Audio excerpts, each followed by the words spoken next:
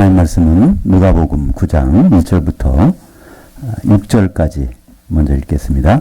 예수께서 그 12를 불러 모으사 모든 귀신을 제어하며 병을 고치는 능력과 권세를 그들에게 주시고 하나님의 나라를 전파하며 앓는 자를 고치게 하려고 내보내시며 이르시되 여행을 위하여 아무것도 가지지 말라. 지팡이나 배낭이나 양식이나 돈이나 두벌옷을 가지지 말며 어느 집에 들어가든지 거기서 머물다가 거기서 떠나라.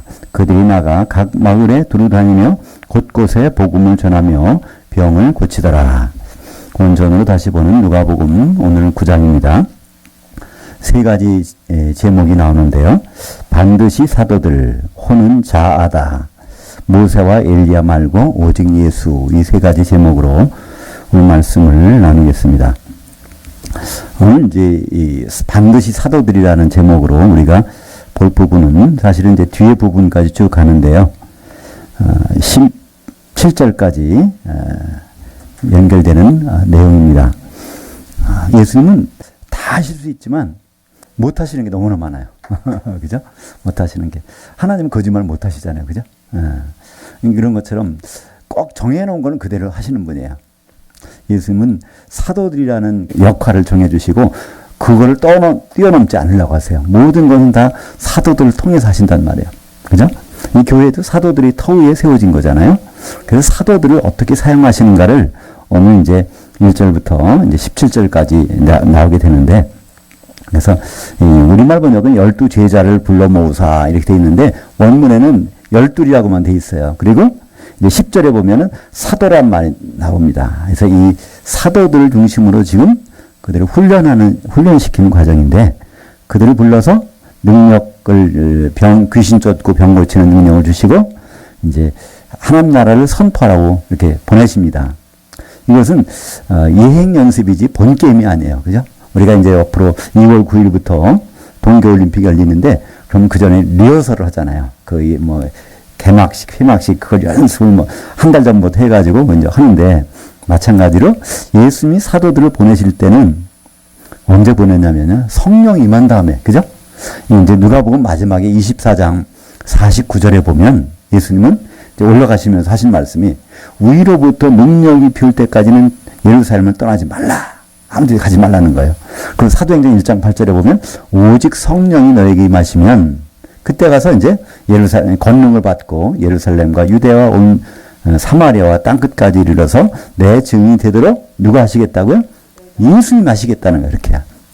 그러니까 이때 사도들에게 역할 맡기시는데 아직 성령이 내리지도 않았는데 지금 맡기시는 거예요. 이건 뭘까요? 예수님께 있는 성령을 잠깐 빌려주시는 거예요. 그죠? 위탁. 예수님이 성령이 임하셨으니까 그거를 사도들이 잠깐 빌려줘서 그 일들을 하도록 이렇게 실제 행한 일들을 여기서 보여주고 있습니다. 그러니까 이 많은 사람들은 이걸 오해할 수 있어요. 그럼 예수님이 복음 전하러 오셨나 보다. 그러니까 예수님 혼자 전할 수 없으니까 12명 사도들에게 부탁하시고 그냥 가셨나 보다. 아니에요. 예수님이 복음 전하러 오신 분이 아닙니다. 정확히 말하면. 예수님은 정확히 말하면요. 12사도 세우러 오셨어요. 중매쟁이를 세우러 오셨습니다. 중매쟁이만 잘 세워놓으면 결혼 문제 없거든요. 그죠? 그래서 그 과정에서 중매쟁이를 훈련시키고 단련시키는 과정이 3년 반 동안의 공생이라고 볼 수 있어요. 그죠? 그 중매쟁이들을 제대로 단련시킨 다음에 이제 십자가에서 죽으시고 부활하신 다음에 성령을 보내주셔서 그때부터 중매를 본격적으로 하게 해서 완전한 그 결혼 준비가 되면 그때 오시겠다는 그런 내용이죠. 그래서 우리가 성경을 볼 때 그런 부분이 많아요. 예수님도 제자 만들어서 훈련시켜서 내보냈으니까 우리도 제자 학교 만들어서 훈련시켜 내보내자. 이것은 성경을 좀 잘못 보는 거죠. 그러니까 오늘도 보면 이 사도들에게 뭐라고 하셨습니까? 한 가지예요. 하나님 나라를 선포하는 거예요. 궁극적으로. 병 고치는 건 사람들의 관심을 갖게 하라는 뜻이지, 궁극적인 목적은 그 2절에 보니까 하나님 나라를 전파하는 거예요. 하나님 나라가 뭔가에 대해 선포를 하는 거죠. 그 하나님 나라가 선포하는 과정 중에 다른 일들이 있으면 사람들이 주목을 한다는 거죠. 우리가 이것을 좀 더 구체적으로 알 수 있는 것은 예수님이 죽기 전과 죽으신 다음, 부활하신 다음에 그 사역을 보면 알잖아요. 예수님이 부활하셔서 40일 동안 사역은요, 하나님 나라에 대해서 누구가 모여서 사도들에게만, 딴 데 가서 아무것도 안 했어요. 우리가 생각할 때, 예수님이 이 세상에다 복음 전하는 것이 그분이 뜻이라고 하면요. 뭐 사도들에게만 할 것이 아니라 그분은 부활했으니까 여기저기 마음대로 다닐 수 있잖아요. 왜 거기서만 사도라고 모여 있어요? 영의 몸을 입고서 부활하셨는데, 아무 데나 다 다니면서 살 수 있지. 그거 안 하셨단 말이에요. 오직 사도들에게만 모여서, 사도행전에 보면, 그죠? 사도들과 모이사. 그래서 그에게 하나님 나라를 가르쳐 주시고, 그 다음에 이제 마지막 당부가 성령이 임하게 되면 내가 너희를 사용해서 내 증인이 되도록 하시겠다. 증인이라는 뜻은 목격자라는 뜻이에요. 목격을 해야 증인이 되지, 아무것도 모르는 사람이 증인할 수 없잖아요. 그렇기 때문에 사도라는 것은 증인이고, 증인은 목격자이기 때문에 12명밖에 없는 거예요. 더 이상 예수님이 사도다라는 것은 이건 거짓말입니다. 잘못된 것입니다. 심지어 사도행전 1장에도 나오잖아요. 마띠아를 하나 뽑아서 사도로 임명했지만 그건 사람이 세운 사도지, 예수님의 사도는요, 어린 양의 사도는 12밖에 없어요. 그죠? 요한계시록 21장 14절에 보면 거기 12기초석이 있는데 어린 양이 12사도의 이름이 거기 있더라. 그래서 다른 사도가 아니란 말이죠. 그러니까 우리는 다른 얘기를, 다른 사람 말을 들어서는 교회가 될 수가 없어요. 그죠? 온전히 마태복음부터 요한계시록까지 신약의 내용들, 사도들이 남긴 그 천국 열쇠, 그걸 통해서 그분의 온전한 신부로 될 수 있다는 것이죠. 그래서 이제 이 일이 끝난 다음에 좀 생략을 했습니다. 10절부터 17절까지 보면 이게 이제 오병의 사건이 나옵니다. 그죠? 이 오병의 사건, 그 사도들과 이제 같이 이제 돌아와서 사도들이 보고를 하는 거예요. 그 다음에 이제 사도들 보고하는데 별 예수님 관심이 없어요. 그건 하나의 리허설 뿐이니까, 본 게임은 아니니까. 그 이제 베세다로 가는데 사람들이 몰려온단 말이에요. 그때 거기서도 하나님 나라에 대해서 이제 예수님이 선포하시는 거예요. 그 왜 그랬을까요? 그 백성들 들으라고? 아니에요. 사도들 보여주시는 거예요. 예수님 계속 하나님 나라에. 근데 사도들은, 야, 저거 해야 되나 보다. 하나님 나라를 선포해야 되나 보다. 천국을 선포해야 되는가 보다. 그리고 천국에서 무슨 일이 꼭 벌어지나 보다. 그래서 그거를 알려주시기 위해서 그거 하는데 사람들이 많이 몰려오니까 이제 뭐가 문제가 돼요? 먹을 거. 해가 저무는데 사람들이 가지 않아요. 근데 남자만 5,000명이니까 여자를 합하고 어린아이까지 합하면 보통 뭐 2만 명, 3만 명 된다고 추산하는데 그 사람들이 저녁에 됐는데 가지 않으니까. 그래서 예수님, 그러니까 제자들이 이들에게 좀 먹을 것을 보여야 될 거 아닙니까? 걱정이 돼서 그러는 거예요. 이게 예수님 거기서 뭐라고 말씀하시죠? 여기 중요한 말이 나오는데 13절에 예수께서 이르시되 너희가 먹을 것을 주라. 13절에, 그죠? 네, 너희가. 사도들이 주라는 거예요. 예수님이 직접 주지 않겠다는 거예요. 사도들 너희가 주라. 근데 그들은 지금 아무것도 가진 게 없다는 거예요. 떡 5개, 물고기 2마리밖에. 네, 예수님은 그것을, 그래? 그럼 가져와서 그걸 이제 축복을 하시고, 그 다음에 예수님 직접 나눠주시는 것이 아니라 또 다시 너희에게, 그러니까 사도들에게 주어서 사도들이 그거를 나눠주고 남았어요. 근데 얼마만큼 남았습니까? 12광주래. 왜 12광주이 남았을까요? 네, 사도가 12이니까, 그죠? 그래서 끝까지 여기서는 사도들을 통해서 하시겠다는 것을 계속해서 이렇게 보여주시는 거예요. 예수님 직접 하실 수도 있어요, 그죠? 근데 예수님 절대로 안 하십니다. 사도들을 통해서만 일을 하시겠다는 이 결단을 여기서 보여주십니다. 그러니까 우리는 성경이 있는데 이게 좀 뭐가 좀 이해가 안 가, 부족해. 물론 참고서도 볼 수 있고 다른 주석서도 볼 수 있고 다 할 수 있지만요. 그거는 어느 한계까지는 뭐 도움이 될지 몰라도 이 성경은 성경에 다 나와 있거든요. 예를 들어서 요한계시록이 사람들은 굉장히 어렵다고 그래요. 근데 사실은 요한계시록은요, 요한계시록 자체 가지고 다 볼 수가 있어요. 거기 일곱 뭐 별이 나온다. 별은 천사다. 설명이 다 돼 있잖아요. 촛대가 나와. 촛대는 뭐 교회다. 그죠? 여기 모든 것이 설명이 거기 다 나와 있는 거예요. 그 내에서 다 가능한 거예요. 그걸 가지고 오히려 구약 성경, 다니엘서나 스가랴서 같은 것을 오히려 해석할 수 있다고요. 요한계시록을 알면요, 구약의 모든 예언서 완전히 100% 이해할 수 있어요. 만약 이해할 수 없다면요, 그거는 이미 지나간 거든지, 그거는 예언의 내용이 아니든지 그런 것 뿐이에요. 그죠? 그래서 구약에 있는 예언서를 잘 안 다음에 그 지식을 가지고 요한계시록 보려면 이건 더 볼 수가 없어요. 그렇잖아요. 요한계시록을 주실 때부터 네가 보고 있는 거, 그죠? 본 것과 보고 있는 것과 이 될 일을 그것을 기록하라고 그랬지, 네가 연구하는 것을 책으로 써놔라는 얘기가 없단 말이에요. 그죠? 그래서 이 성경은, 신약 성경은 마태복음부터 요한계시록까지를 그것만이 우리가 어떤 지침으로 삼아야 되고, 다른 거는 도움으로 삼을 수 있지만 오히려 조금 오히려 다른 길로 가게 할 수도 있단 말이죠. 에베소서 2장 20절에 같이 읽어볼까요? 너희는 사도들 곧 선지자들의 기초서구에 세우심을 입은 자들이라. 너희, 에베소 교회에 너희가 누구예요? 성도들이잖아요. 그죠? 그럼 에베소 교회고, 그 에베소 교회는 사도들, 우리말 번역은 사도들과 선지자들이니까 사도들 따로 있고 선지자 따로 있다고 생각하는데요. 헬라어 문법에서는 독특한 문법의 형태가 있습니다. 헬라어에서는요, 어떤 명사가 있어요. 명사가 있고 명사가 있어. 이게 두 개가 연결된단 말이에요. 영어로 하면 and라고 할 수 있죠. 헬라어 말은 이걸 카이라고 그러는데, 카이라고 하는데, 옆에 정관사가 있어요. 영어로 써볼까요? 더라는 정관사, 더라는 정관사. 어떤 정관사가 있으면 이것과 이것. 그러니까 이걸 A라고 하고 B라고 하면요. A와 B, 이건 우리가 똑같이 할 수 있어요. 근데 만약에 이 뒤에 이게 정관사가 빠져버렸어요. 그러면 그때 이거는 뒤는 요거는 설명해주는 보호입니다. 보호. 이걸 사도들은 바로 선지자 일을 하는 사람들이야 그런 뜻이에요. 그죠? 선지자가 사도란 뜻이 아니라 사도들은 선지자 다른 일도 하지만 선지자야. 하나님의 속마음을 그대로 전해주는 그 사도들. 그러니까 사실은 사도들이 터 위에 서 있다고 하면 더 정확해요. 그죠? 근데 사도들 설명하는 말이 있기 때문에 사도들 곧 선지자들. 그러니까 이것을 사람들은 그냥 똑같이 사도들 이거 신약 사도인가 보다. 선지자들 구약 사도 그러니까 성경인가 보다. 그러니까 이 신구약을 다 가지고 교회를 하려고 하니까 이게 안 된단 말이에요. 교회는 구약 성경은 철저히 배제돼야 되는 거예요. 그죠? 구약 성경의 목적은 예수님이 누구라는 것을 알려주시기 위한 그 용도로 사용된 거잖아요. 그죠? 그래서 마태복음 11장 13절에 바로 모든 선지자와 율법, 구약 성경이에요. 그것은 언제까지 유효하다고요?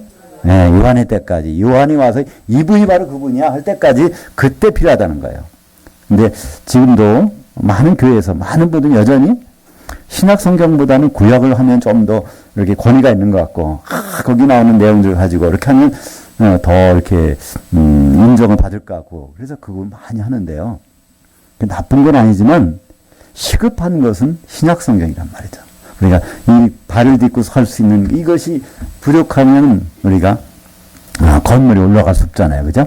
그래서 이 구약 성경과 신약 성경은 용도가 전혀 달리 다 필요하지만 버릴 수는 없는 거지만 용도가 다르다는 것을 알 수 있습니다. 그래서 예수는 철저하게 사도들 중심으로 막 움직이는 거예요. 그죠? 12사도. 물론 가룟 유다 자리는 나중에 사도 바울이 들어갈 테니까 하여튼 12사도들 중심으로 모든 일을 해 나가시는 것. 18절부터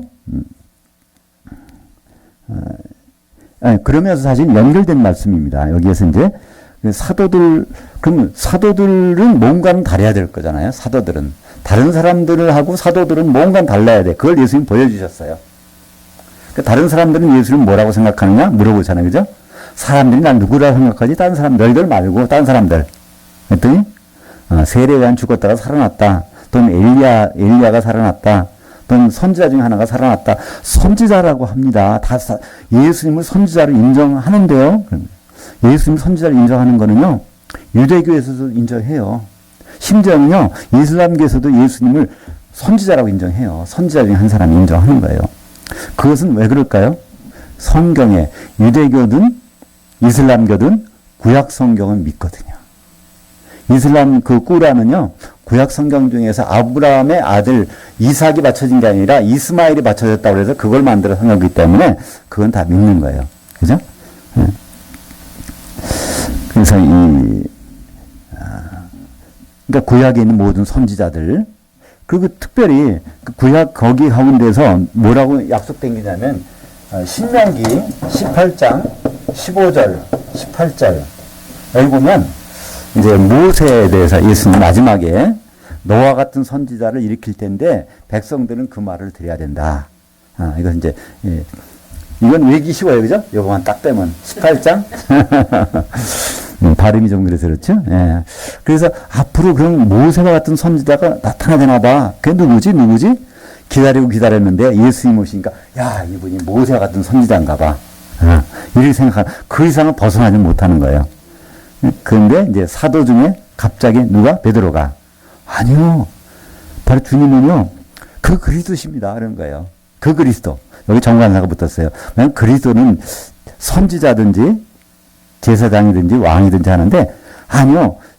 주님은요, 제물될 그리스도시래요. 이렇게 말하는 거예요. 자기도 모르게. 마태복음은 설명해 줬죠.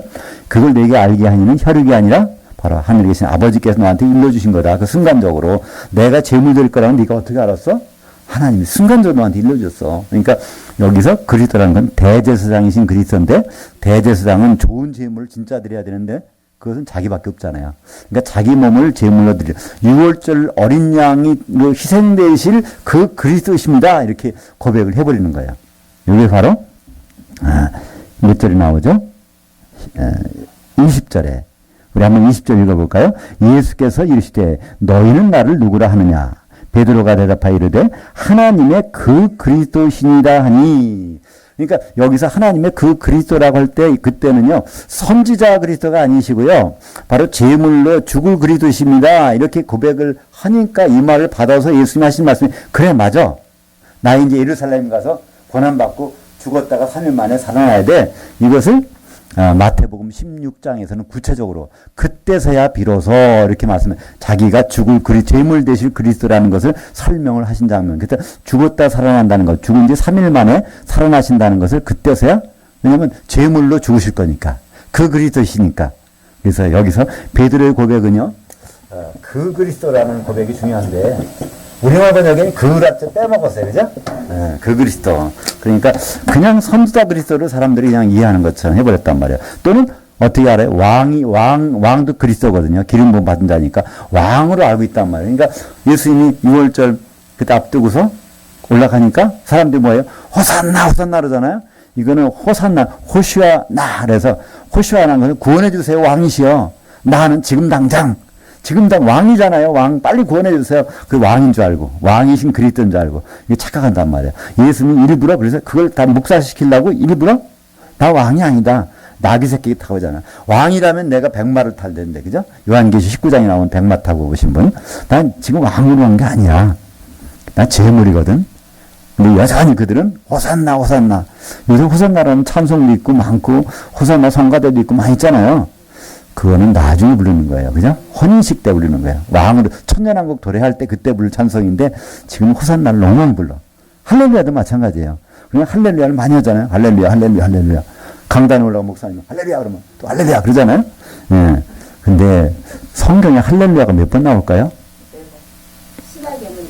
구약엔 몇 번 나오죠?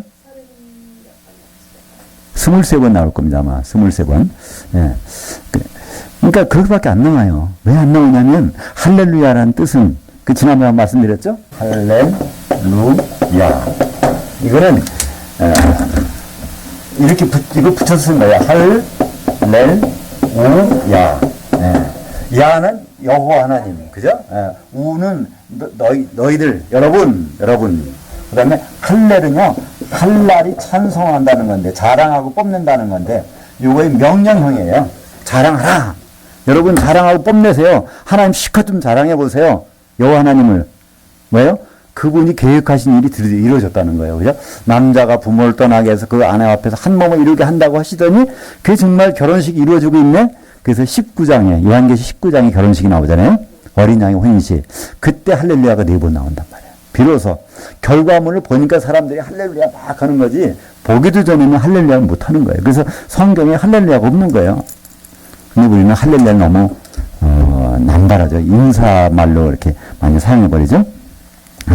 이 그리스도도 그렇습니다. 이 그리스도는 선지자 그리스도, 왕이신 그리스도, 제사장으로 자기를 제물로 드릴 그리스도.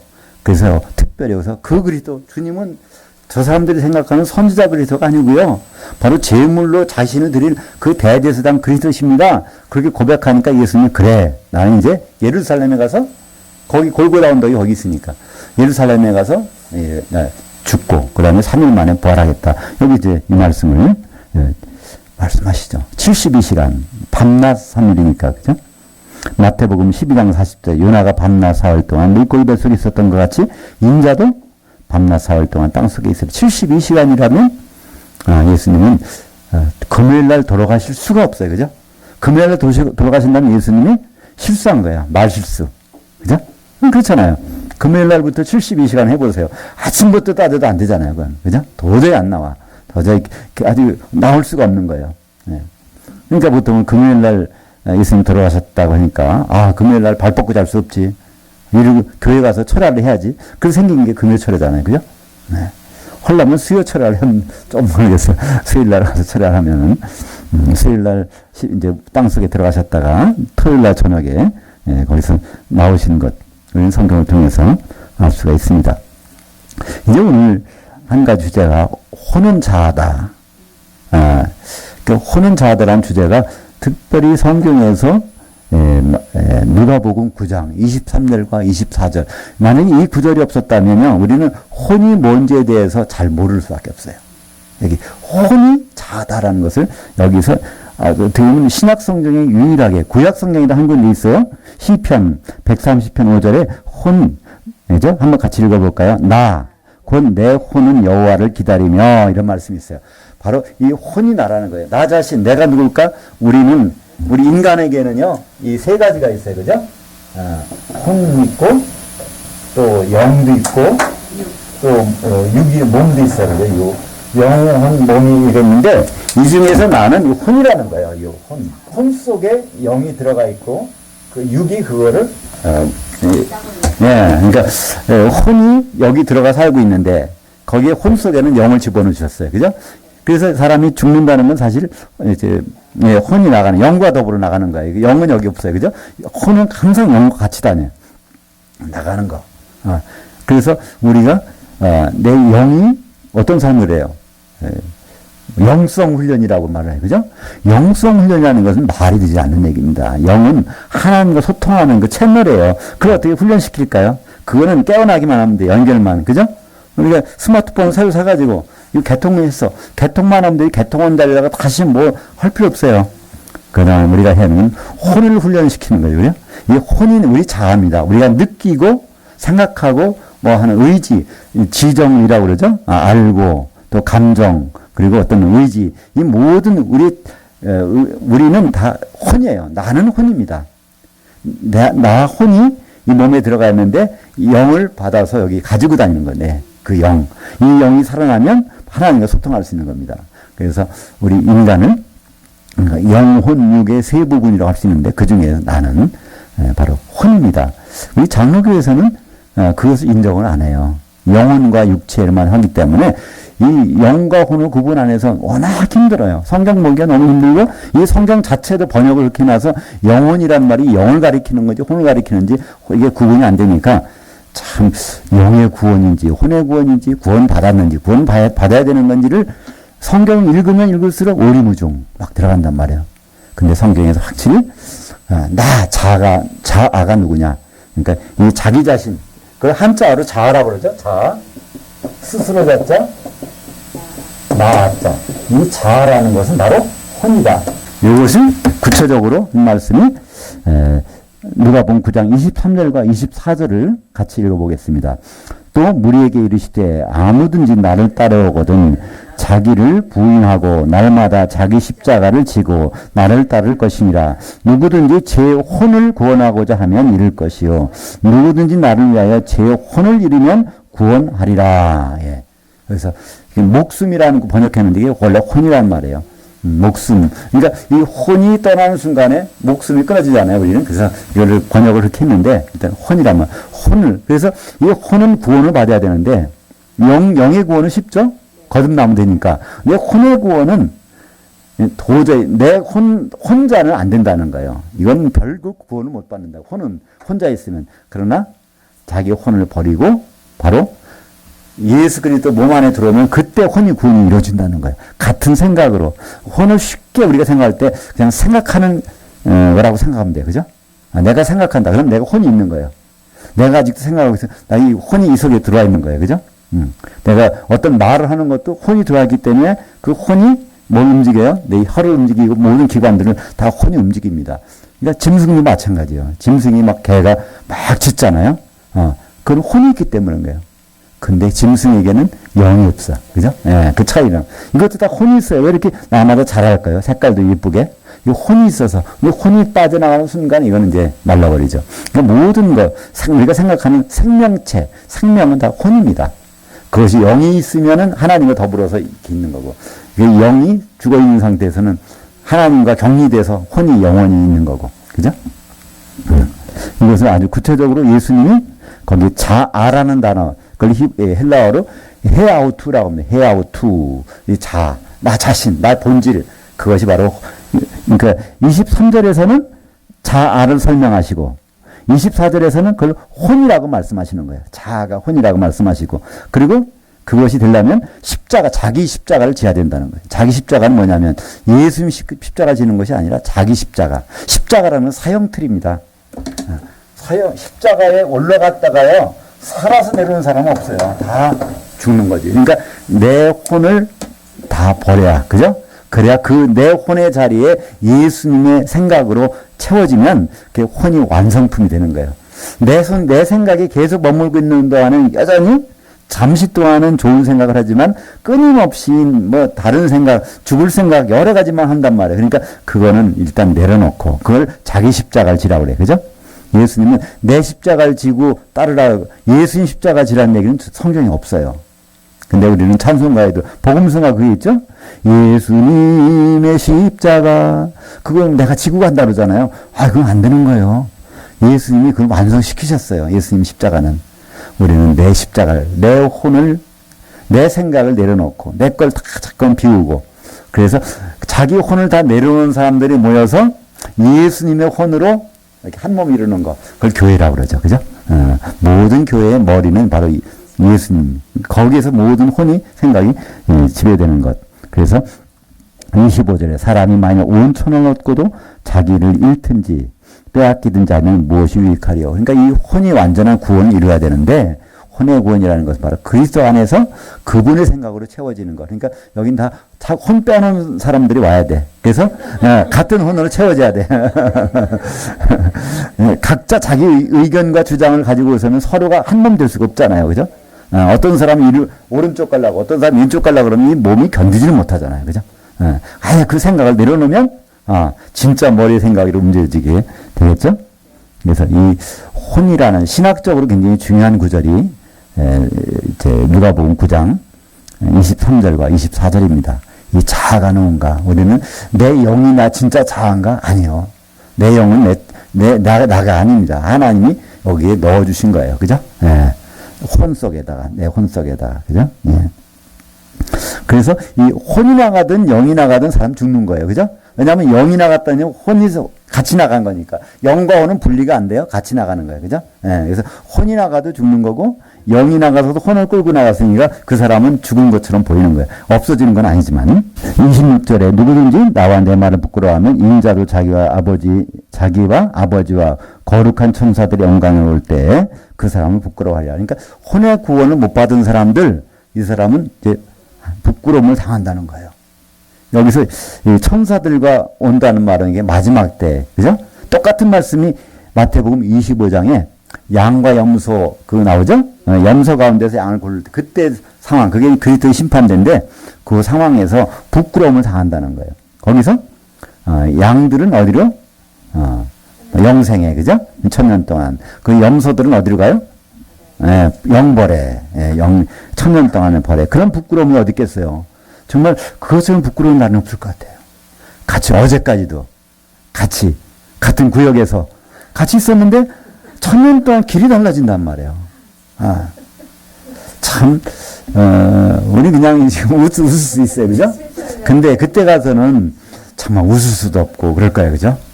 그 막상 주님 앞에 서서 거기서 염소로 분류될 때 그죠? 양인 줄 알았는데 염소로 분리될 때 그 참 좀 생각하기도 좀 싫은 장면 아닙니까? 그러면서 여기에 27절에 내가 참으로 너에게 이르는 여기 서 있는 사람들 중에 죽기 전에 하나님 나라를 알아볼 자들도 있느니라. 이것에 대해서 신학적으로 굉장히 막 그 여러 가지 의견들이 있어요. 지금 여기 이제 예수님이 제자들 12명이 있는 사도들이 있는데 이 중에서 죽기 전에 하나님 나라를 볼 자가 있다는 거예요. 그게 무슨 얘기인가? 요한이 본다 이렇게 생각도 해요. 그죠? 물론 그것도 뭐 틀린 말은 아니에요. 그러나 여기서는 바로 연결해서 그 다음에 이거 보여주시는 거예요. 세 명을 골라가지고 죽기 전에 세 명 베드로, 야고보, 요한 세를 데리고 변호사에 가는 거예요. 하나님의 나라가 임할 때 어떤 일이 벌어질 모습을 잠깐 보여주는 거예요. 사실은 이 하나님 나라라는 것을 여기서는요, 나라라고 번역하면 좀 하고 통치라고 번역해야 돼요. 통치. 그 나라라는 말은 이제 나라라고 될 수도 있고 통치라고 될 수 있어요. 그러니까 우리가 이제 주기도문을 할 때 그러잖아요. 하늘에 계신 우리 아버지의 이름이 거룩히 여김 받으시오며 나라가 임하시오며 우리는 그냥 하나님 나라가 임하시오며 이렇게 기도하잖아요. 사실은 그 통치를 하는 거죠. 원래는 통치라는 뜻이에요. 이미 우리는 천국 안에 있는데 뭘 또 임하기를 기다려요. 그죠? 하나님이 통치를 받고 싶다는 그런 간절한 마음을 거기서 하는 거예요. 그죠? 한마디로 나라 또는 통치 이 두 가지를 다 할 수 있는 말이 그게 바실레이아 이 말은 나라라고 번역하기도 하고 통치라고 번역하는데 바로 하나님의 통치가 임할 때 어떤 현상이 일어나는지 그래서 변호사에 올라갔죠. 거기 올라가셨는데 그때 28절부터 31절까지 같이 읽겠습니다. 이 말씀하신 후 8일쯤 되어 예수께서 베드로와 요한과 야고보를 데리고 기도하시러 산에 올라가사 기도하실 때 용모가 변화되고 그 옷이 휘어져 광채가 나더라. 문득 두 사람이 예수와 함께 말하니 이는 모세와 엘리야라. 영광 중에 나타나서 장차 예수께서 예루살렘에서 별세하실 것을 말할세. 그래서 이 말씀하시고 하나님의 통치가 일어나는 걸 볼 사람이 있다. 그래서 샘플로 세 사람을 데리고 가서 여기에 예수님이 갑자기 모습이 변해지는 거예요. 그죠? 이 모습, 광채로 그 변해진 모습이 어디 나오죠? 요한계시록 1장, 그죠? 11절, 12절, 13절 쭉 보면 거기에 해를 그러니까 비춘 그 분이 그 세마포로 띠를 어디 가슴에 띠고, 그죠? 보통은 이 띠는 허리다 띠는데, 그때는 그분이 가슴을 띄었어요. 가슴에 사랑의 마음을 표현하는 거라고 볼 수 있겠죠? 그런 모습을 이제 거기, 해같이 빛나는, 이제 재림 때 해같이 빛나는 그 모습이, 요한계시록 1장에 주의 날에 사도 요한이 갔을 때, 거기에 7촛대 한가운데서 그런 모습이 나타나잖아요? 그 모습을 바로 여기서도 영광 중에 바로 용모가 그러니까 예수님이 부활하신다면 당연히 용모가 변화되는데 이건 부활 전에 용모가 변화되고 그 옷이 휘어져 광채가 나더라. 이것이 바로 하나님의 통치가 임한 순간이어서 보여주는 거란 말이죠. 그러니까 하나님 나라가 이루어진다는 거는요. 여러 경우가 다 그래요. 영광이라는 건 뭘까요? 영광은 하나님이 표현되는 거예요. 그죠? 예수님이 그러시잖아요. 십자가 지시기 전에 전날 밤에 바로 이 6월절 오늘 우리가 먹는데 6월절이 하나님 나라에서 이루어질 때까지는 내 포도나무 나는 걸 내 입에 안 되겠다는 거예요. 6월절이 하나님 나라에서 이루어지기 전에는 근데 예수님 십자가 달리신 다음에 내 목마르다. 그래서 포도주에서 나온 건 딱 되잖아요. 다 이루어졌다. 그러니까 6월절이 완성됐다는 거죠. 어디서? 하나님 나라에서. 그러니까 하나님 나라는 하나님의 통치가 6월절 날 예수님이 십자가 달리셔야 된다는 하나님의 생각이 실제로 드러나는 것이 하나님의 통치잖아요. 그죠? 하나님 통치가 벌어지는 것. 그죠? 예수님이 용모가 확 변해. 이거 하나님의 통치가 그 순간에 벌어졌어. 그죠? 이런 걸 보여주는 것. 이것을 볼 자들도 있느니라. 그래서 이제 거기서 보는데 그때 누가 나타나요? 모세와 엘리야. 왜 하필이면 모세와 엘리야가 나타날까요? 이 사람들은 다 선지자입니다. 엘리야는 선지자죠? 네. 근데 모세도 선지자야. 그러니까 신명기 18장 18절에 그죠? 너와 같은 선지자 그러잖아요. 모세 보죠? 너와 같은 선지자를 일으키겠다. 그래서 모세도 사실은 율법을 기록했지만 선지자 중에 하나예요. 하나님의 속마음을 전달하는 사람이야. 그러니까 결국 모세와 엘리야하는 것은 선지자 대표를 다 모아가지고 딱, 왜냐하면 그것을 다 잊어버리라는 거예요. 예수님은 이런 선지자 일만 하러 오신 분이 아니라 진짜 예수 그리스도의 사역이 따로 있다는 것을. 근데 사람들은 그 제자들까지도 아직도 잠깐 동안 베드로는 그랬잖아요. 그러니까 그 그리스도라고 했다가 그래 맞아 내가 그럼 죽을게 그랬더니 뭐라 그래요? 주여 그래 하지 마옵소서 그러잖아요. 그러니까 사탄아 물러가라. 그러니까 바로 그 순간에 여전히 베드로나 다른 사도들의 마음속에는 바로 예수 그리스도를 제대로 못 알아보는 거예요. 모세나 엘리야급으로 보는 거예요. 예수님이 저 급은 되나 봐. 그러니까 모세 엘리야가 나타났더니 동급으로 취급하잖아요. 그죠? 내려가지 말고 예수님도 바로 그 사람들 같이 세계 초막서에 져가지고 예수님 보니까 대단하시네요. 이렇게 나타나시네. 그러니까 모세하고 엘리야하고 동급이 아니십니까? 이렇게 그들이 놀라는 상황을 여기서 벌어지는 거예요. 근데 성경에서는 치워버려요. 그죠? 근데 이거는 여담이지만 그 모세가 부활해서 거기 나타났을까요? 엘리야가 거기서 나타났을까요? 그건 순전히 성경에는 거기에 대한 기록은 없어요.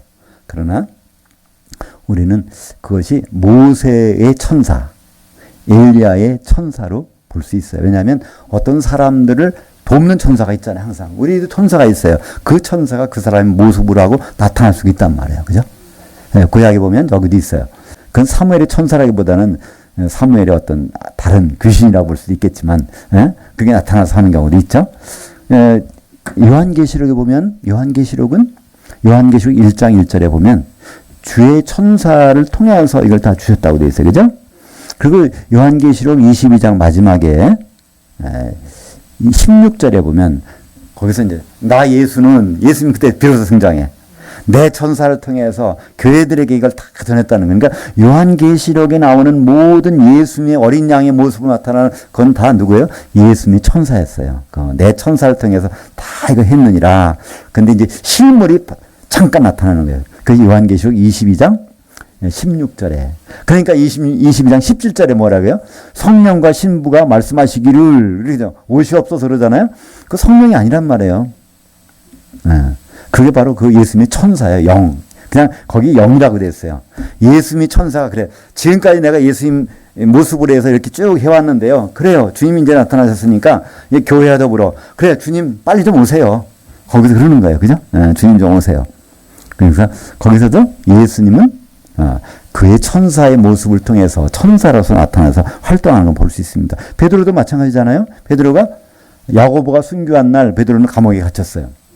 근데 나왔잖아요. 나와서 롯데 그 기도하는 사람들 있는 집에 가서 문 두드리니까 다 올라가 있어. 그 롯데라고 하는 여자애가 와서 주님 그러니까 베드로가 여기 왔다 그러니까 올라가니까 뭐라고 그래요? 그럴 리가 없다는 거예요. 거기가 죽게 돼 있는데 우리 기도 이건 말짱 헛건데 그들이 안 믿었단 말이에요. 그죠? 그랬더니 진짜 베드로가 왔다니까 아마 그 천사겠지. 그러니까 베드로의 천사가 잠깐 와서 방문한 거로 그들은 생각했단 말이에요. 그래서 여기서도 우리가 모세가 지금 들어와서 그 아브라함의 품에 쉬고 있을 텐데 엘리야도 아브라함의 품에 쉬고 있을 텐데 그죠? 근데 왜 여기 갑자기 나와서 여기 있을까?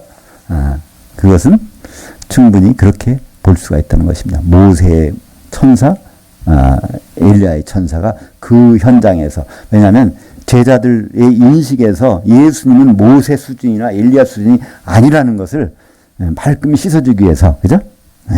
생각을 씻어주기 위해서. 그러니까 여기에 이제 중요한 단어가 하나 나와요. 별세라는 말이 나오는데요. 그죠? 31절에. 31절. 영광 중에 나타나서 장차 예수께서 예루살렘에서 별세하실 것을 말할세. 그래서 이 별세라는 단어를 떼가지고요. 어떤 분은 별세 신학이라는 걸 만들었어요. 별세 신학. 그게 굉장히 유명해요.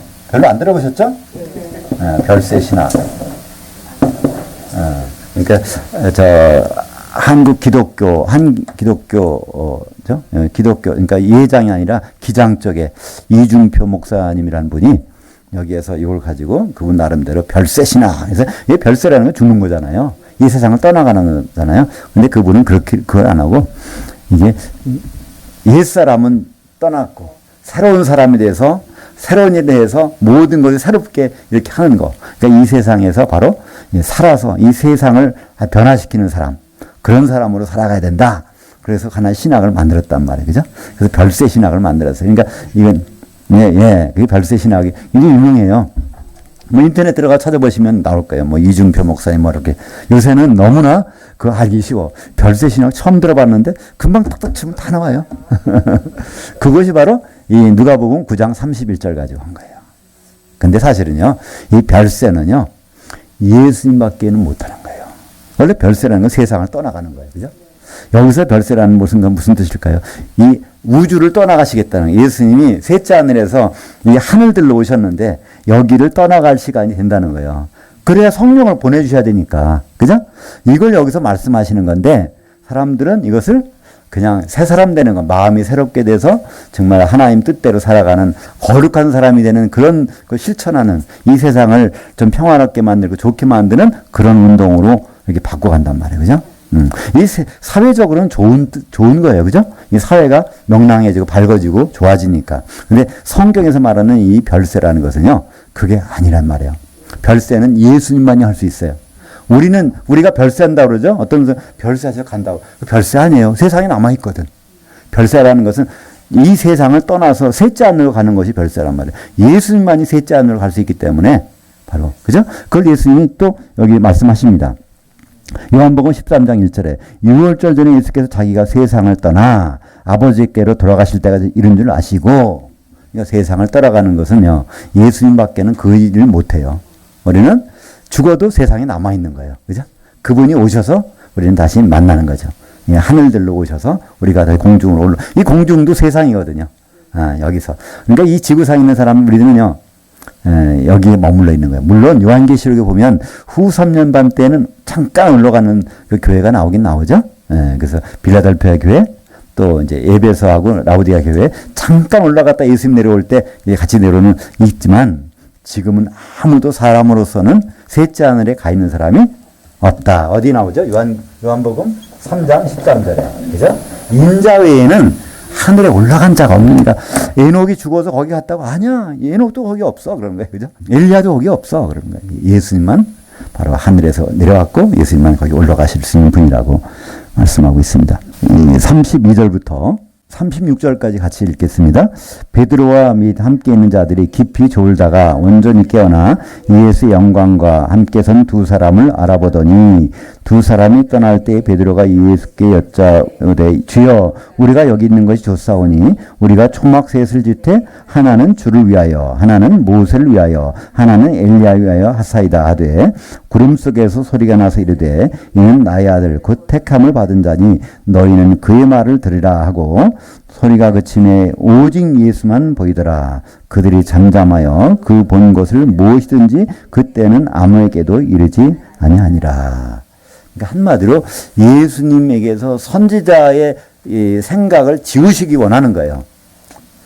예수님은 선지자 일을 하셨어요. 그죠? 갈릴리에서 3년 반 동안. 그러나 예수님의 다음 사역은 대제사장의 사역이에요. 예루살렘에 가서 6월절날 십자가에 죽으시는 거, 그죠? 요것을 찾고 제자들에게 마지막에 남아 있으니까 이걸 없애시기 위해서 바로 변화산에 올라가셔서 그 일을 하시고 다 치워버리잖아요. 모세, 엘리야 치워버리고 오직 그의 말을 들으라. 그래서 예수님의 말씀, 예수님 말씀은 누굴 통해서? 사도들을 통해서. 그래서 우리는 그 말을 들어야 됩니다. 마태복음 11장 11절부터 13절까지 볼까요? 내가 진실로 너에게 말하는 여자가 낳은 자 중에 모세와 엘리야가 포함되죠. 세례 요한보다 큰 이가 일어나니 없도다. 그러나 천국에서는 극히 작은 자라도 그보다 크니라. 세례 요한의 때부터 지금까지 천국은 침노를 당하나니 침노하는 자는 빼앗느니라. 모든 율법 선지자와 율법이 예언하는 것이 요한까지니. 그래서 선지자와 율법. 그러니까 선지자 대표는 엘리야, 율법의 대표는 모세, 그죠? 다 엘리야, 모세, 구약 성경에 나온 내용들, 그거 다 예수님 앞에서는 새로워진다는 거. 그거는 그때까지 우리는 바로 이 마태복음부터 요한계시록 거기에 우리가 서야 된다는 것을 말씀하고 있죠. 그래서 천국은 침노를 당하나니 침노하는 자의 것이니라. 이건 무슨 말일까요? 천국은 가만히 감나무비에서 뚝 떨어져 갖고 이렇게 떠는 그게 아니라는 거예요. 애써서 정말 천국 이거를 버리고 그죠? 그럴 생각이. 그러니까 이거 잡으려면 내 손에 있는 걸 놓아야 될 거 아니에요, 그죠? 그런 사람만 그 애쓰는 사람만 들어간다는 거예요. 거기에 별로 가고 싶지 않은 사람은 절대로 못 들어간다는 거예요, 그죠? 네, 그런 의미예요. 천국이라는 거니까 천국은 누구만 들어가요? 네, 침노하는 자. 침노하려면은 자기 걸 내려놔야 돼, 그죠? 네, 내려놔야 돼. 그렇잖아요. 좁은 골목을 들어가려면 짐을 다 지고 못 들어가요, 그죠? 아깝더라도 짐을 내려놔야 빠져나갈 수 있죠, 그죠? 그러니까 여기서는 또 바로 제자들은 또 싸움이 벌어져요. 누가 크냐, 제자들이. 그때 예수님 하신 말씀이 그때 다른 말씀 안 하시고 어린아이를 데리고 오는 거예요. 그래서 누구든지 이 어린아이와 이 어린아이를 영접하면 바로 나를 영접하는 것이고, 그럼 도대체 이 어린아이가 뭘까? 어린아이가 뭘까요? 보통 우리는 어린애는 겸손하니까, 어린애는 마음이 순진하니까 이렇게 하는데요. 그런 뜻이 아닙니다. 여기서 어린아이, 파이디온이라는 뜻은요, 보통 파이스가 어린이에요. 그보다 더 작다는 거예요. 갓난아기라는 그런 의미나 똑같습니다. 갓난아기. 그래서 이 말씀을 마태복음 18장 3절 하반절에 너희가 돌이켜 어린아이들과 같이 되지 아니하면 너희가 이 어린아이로 가야 된다는 거예요. 나이를 거꾸로 먹어야 된다는 얘기예요. 그건 어떻게 할 수 있을까요? 새로 태어나야 된다는 얘기죠. 어린아이가 되는 방법은 새로 태어나는 수밖에 없어요. 그죠? 거듭나야 된다는 거죠. 거듭나는 것. 그러니까 거듭난 사람을 선대하는 것. 하나님의 천국에 들어온 사람들을 선대하는 것. 그것이 예수님을 선대하는 것이라는 거죠. 그죠? 그러니까 가장 이것을 한 분이 지금 큰 자가 된 게 아니라 바로 크는 게 중요한 것이 아니라 큰 자가 낮아져서 바로 예수님을 앞에다 놓고도 이 사람들은 키재기 하고 있는 거예요. 그죠? 예수님이 얼마나 큰지 그분이 내려서 여기 있는데도 그들은 키재기 하고 있으니까 빌립보서 2장 6절부터 9절까지 그죠? 내용이 바로 그겁니다. 예수님보다 큰 분은 없어요. 그분이 가장 낮아지셔서 이제 그 일을 감당하는 일을 그 혜택을 보는 사람들 우리가. 근데 여기서 키재기 할 필요가 없다는 얘기죠. 그래서 이 말라기서의 시작이 이렇게 나오잖아요. 그죠? 내가 야곱은 사랑하였고 에서는 미워했다. 그러니까 야곱을 왜 하나님을 사랑하셨을까? 바로 하나님의 뜻을 존중한 사람, 그죠? 야곱은 쌍둥이로 태어났지만 동생이야, 그죠? 작은 자야. 근데 작은 자가 큰 자가 작은 자를 섬겨야 되는 그 뜻이 자기 엄마 리브가 뱃속에 있었는데 그것이 70년이 지나도록 그 가정에서 이루어지지 않는 거예요. 장자가 그 마지를 섬겨줘야 되는 일이 안 일어나니까 야곱은 자기의 목숨을 내놓잖아요, 그죠? 형한테 죽을 뻔하잖아요. 그 도망가게. 그래서 결국은 야곱은 큰 자가 됩니다. 장자권을 얻었을 뿐 아니라 하나님께 인정을 받아요. 어떻게? 이스라엘이라는 뜻은요. 엘은 누구죠? 하나님. 이스라라는 것은 하나님이 이기게 해주셨다는 거예요. 하나님이 높여주셨다는 거예요. 큰 자를 만들어줬다는 거예요. 그러니까 약복강을 건너는 순간에 하나님이 그냥 최고로 높은 사람 만들어서 이제 가자마자 형한테 쥐어 이렇게 섬기게 만드는 그 일을 하는 사람, 예수님의 모습을 야곱을 통해서 보여주셔. 그래서 야곱은 나를 가장해서 나의 역할로 해서 연극을 한 편을 잘했다는 거죠. 그죠? 그래서 야곱을 하나님은 사랑하신다. 왜냐하면 나를 드러냈으니까. 예수님 자기 목숨을 어떻게 돌보지 않고 자기를 드러낸 사람. 그래서 예수님은 야곱의 실제 모형, 이스라엘의 실제가 바로 예수님이거든요. 그죠? 야곱이었던 사람이 이스라엘이 돼가지고 자기 형, 이 장자권을 뺏긴 사람을 섬기고 있는 모습을 성경에서는 보여주고 있습니다. 이제 이거는 이제 모세와 엘리야 말고 오직 예수 여기까지 끝나는데요. 57절부터는 이거 이제 조금은 뭐라고 할까요? 사족이라고 그러나 덧붙여서 하는 내용들입니다. 길 갈 때 어떤 사람들이 말해요. 어디로 가듯인지 따르리이다. 근데 예수님이 뭐라고 그래요? 여우도 굴이 있고 공중에 새도 집이 있으니 인자는 머리 둘 곳이 없도다. 인자의 집은 여기가 아니라는 거예요. 그죠? 예수님은 여기 방문하러 오셨다는 거예요. 그러니까 방문하러 오실 때는 방문 목적이 너무나 중요해요. 그죠? 그분 어떤 손님이 와서 방문해서 갔어. 근데 손님이 너무나 중요한 걸 갖고 왔는데 그걸 못 받으면 손해잖아요. 그죠? 예수님은 엄청난 걸 가지고 오셨는데 그냥 보내면 이거 손해예요. 그죠? 근데 사람들은 그걸 깨닫지 못하죠. 그분은 하늘에서 왔다는 걸 강조하는 겁니다. 예수님은 하늘에 오셔서 결국 하늘에 올라갈 거예요. 그 다시 오실 거예요. 뭐 하러? 결혼하러. 그럼 우리는 뭘 해야 된다는 거 알아야 되는데 손님이 왔다 갔어. 중매쟁이 만들어 놓고 갔는데 우리는 가만히 있다가 저 결혼식 한대. 그때 가서 참 낭패를 당하면 안 되잖아요. 그 이제 어떤 사람이 예수님 따르라고 하니까 나 뭐 한다고요? 아버지 장사한 다음에 가겠다. 근데 이건 지금 아버님이 돌아가셨는데 장례지로 가겠습니다. 그런 뜻이 아니에요. 아버님이 아직까지 살아있는데 아버님은 언젠간 죽을 거니까 아버님이 죽게 되면 그때 내가 장례를 지르고 그 다음에 난 홀가분하게 주님을 따르겠습니다. 그런 얘기예요. 여기서 그 뒤에 내용을 보면 알 수 있어요. 왜냐하면 너희 죽은 자기의 죽은 자들을 장사하게 하라는. 여러 명, 아버지가 여러 명 아니잖아요. 그죠? 그러니까 죽은 자들, 누가? 영이 죽은 자들로, 육신의 죽은 자들을 장사하게 하고, 너는 지금 거듭나서 나를 따라야 될 사람이잖아. 영의 문제가 얼마나 중요한 건데, 왜 이거를 포기하려고 하느냐? 아주 귀한 거를. 그것은 장사 지내는 일을 얼마든지 영이 죽어 있는 사람들이 할 수 있는 거니까, 나를 따르라. 그러니까 우리는 이 영적인 일이 별거 아닌 것처럼 생각해요. 그죠? 근데 참, 영이 죽었던 영이 살아났다는 거, 하나님과 소통한다는 거, 하나님의 자녀가 된다는 그 사실을 우리는 대수롭지 않게 생각하는 거예요. 근데 그건 복이 없는 사람이에요. 그죠?